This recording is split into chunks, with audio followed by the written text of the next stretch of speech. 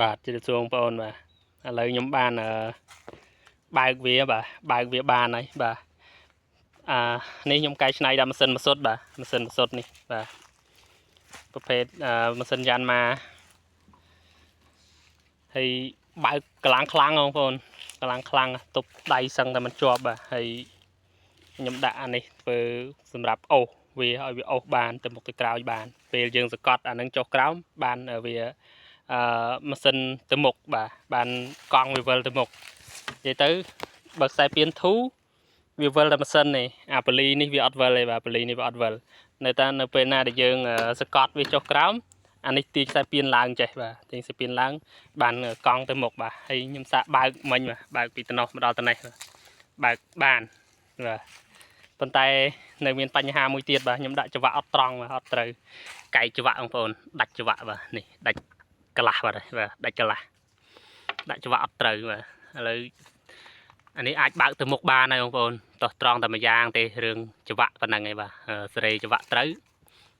អាចបើកទៅមុខបានហើយបាទហើយបើកធូរបងប្អូនបើករត់ត្រុយបាទនិយាយទៅស្រួលអានេះបើសិនណាជាយើងដាក់កង់ខាងក្រោយមួយទៀតគឺយើងអាចជិះនៅពីលើនឹងបានបាទដាក់កង់ម្ដុំនេះមកចាប់ជាប់ដូចកង់ម៉ូតូកង់អីមកហើយយើងកាច់ចកោតនៅនឹងកង់នឹងបាទហើយយើងជិះទៅមុខបានហើយបាទអានេះគាត់តែជាការសាកល្បងទេយើងមិនមែនធ្វើវាឲ្យល្អិតល្អន់ណាស់ណាទេបាទបើសាកល្បងបានជោគជ័យអាហ្នឹងបានយើងចាប់ផ្ដើម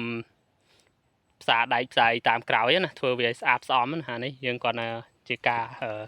លក្ខណៈឧទាហរណ៍សិនណាលក្ខណៈសាកល្បងសិនប៉ុន្តែខ្ញុំសង្កេតឃើញថាការសាកល្បងនេះទទួលបានជោគជ័យបងប្អូនជោគជ័យហើយបាទតែប៉ុណ្ណេះអាចបើកបានហើយនេះខ្ញុំអត់មានអ្នកកាន់កាមេរ៉ាថតឲ្យខ្ញុំពេលខ្ញុំបើកបាទខ្ញុំបងប្អូនចាំតាមដានមើលវីដេអូក្រោយទៀតខ្ញុំនឹង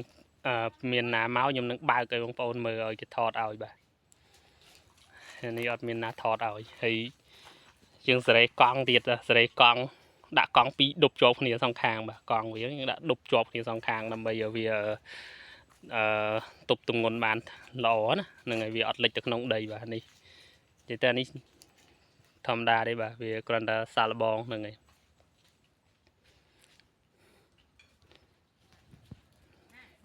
បងប្អូនវីដេអូនឹងមានអីច្រើនទេបាទមានតែប៉ុណ្្នឹងឯងបាទគាត់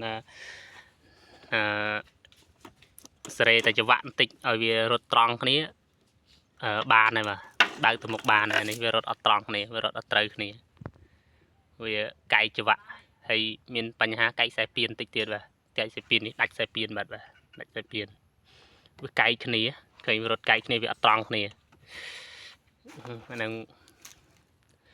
យើងនៅសេរីថែមថយតិចទៀតប៉ុន្តែដឹងតែអាចបើកបានបាទអរគុណច្រើនបងប្អូនចាំទស្សនាវីដេអូក្រោយទៀតបាទ